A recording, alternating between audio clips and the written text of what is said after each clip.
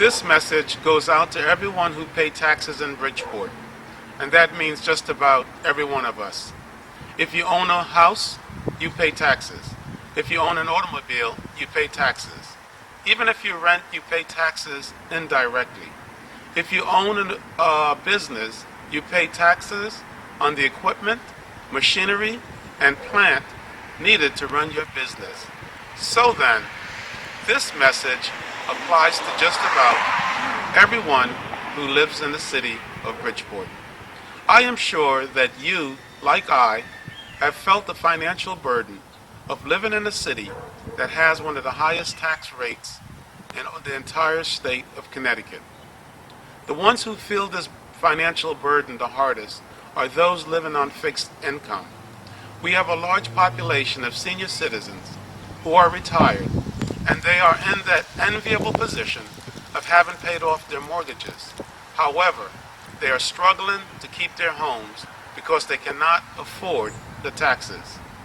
Not only does Bridgeport has taxes that are among the highest in the state, our taxes have gone up for the last 3 years, and our current tax rate would even be higher had not the City Council limit the increase sought by the Finch administration.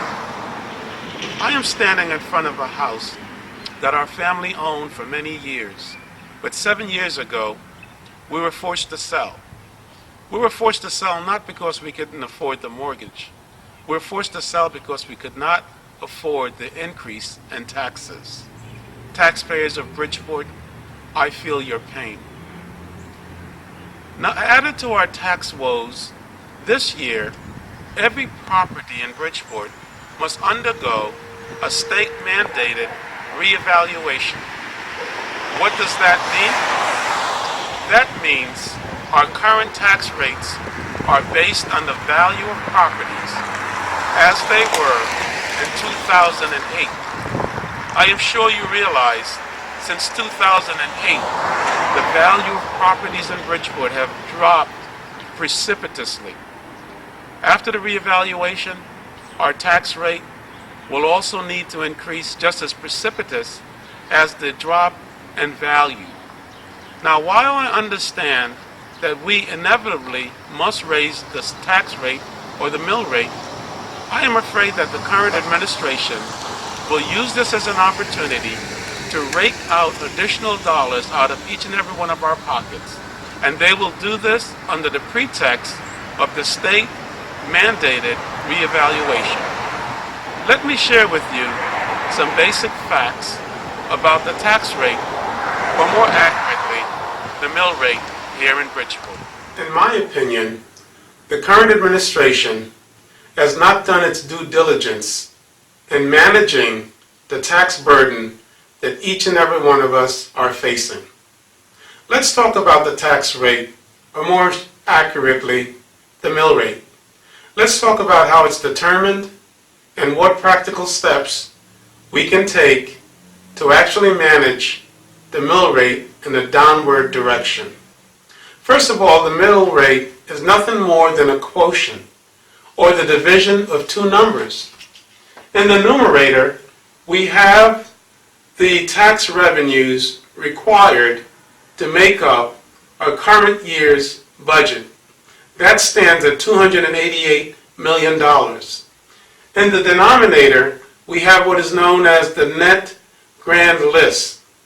The net grand list is nothing more than 70% of the full market value of all properties owned by all businesses and individuals in the city of Bridgeport.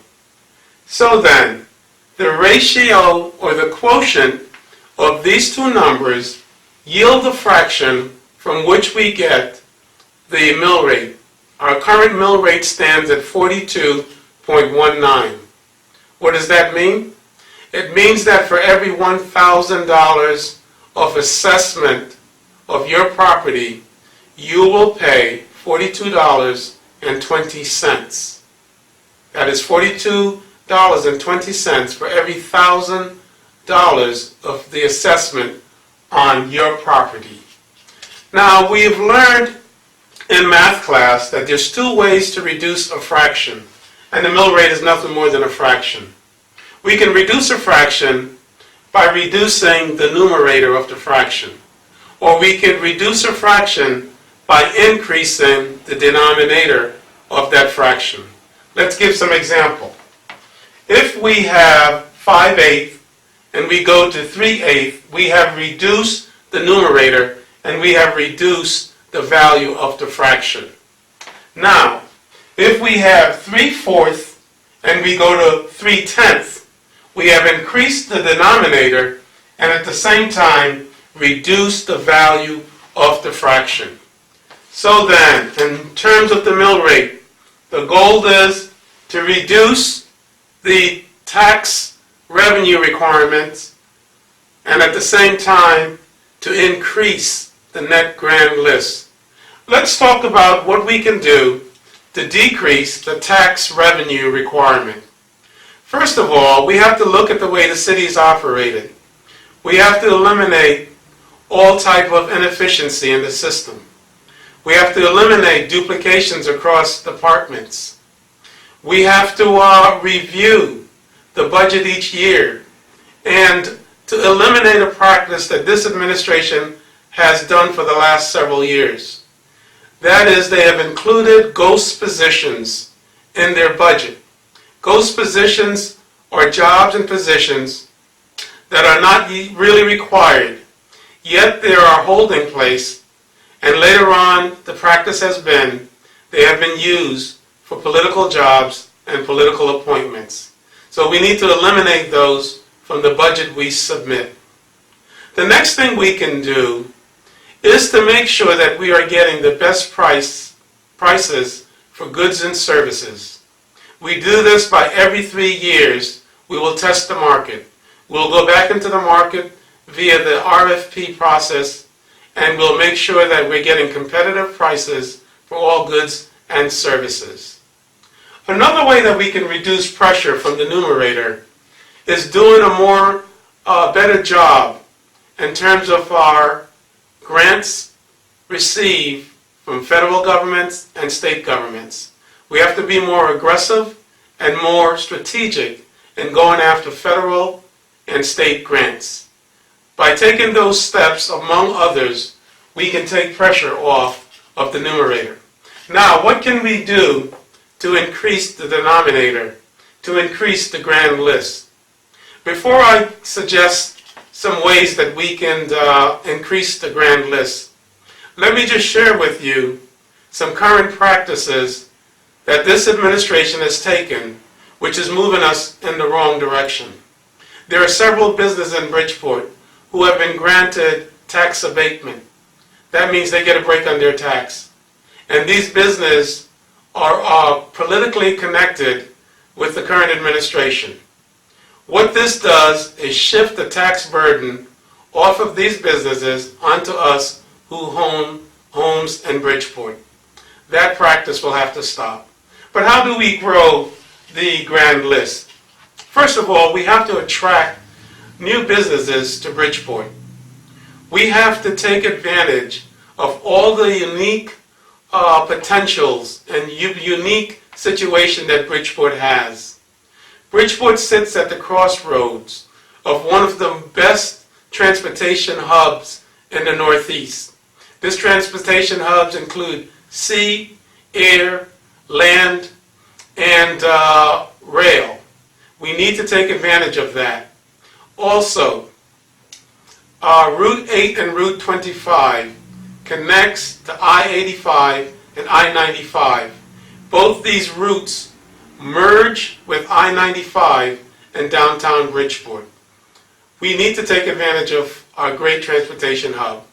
We also have one of only 3 DC ports in the entire state. Also in Bridgeport, we have 3 institutions of higher learnings. 2 of them are university. So these universities and institutions of higher learnings are putting out a very, very skilled workforce. We need to take advantage of that. Now, past administration have not shown the level of creativity and inventiveness in leveraging Bridgeport Natural Advantages. Now, I know that you and I have both had our fill of campaign promises, and I promise I will not go down that beaten path. But what I will do is share with you one of my main goals will be to do everything in my power and to explore all possibility and find a way to roll back the tax increases we have seen in the last 3 years. I hope that you would support me, and I look forward to hearing from you and what we can do to make this city a fairer city for all of us. God bless you, and thank you for listening.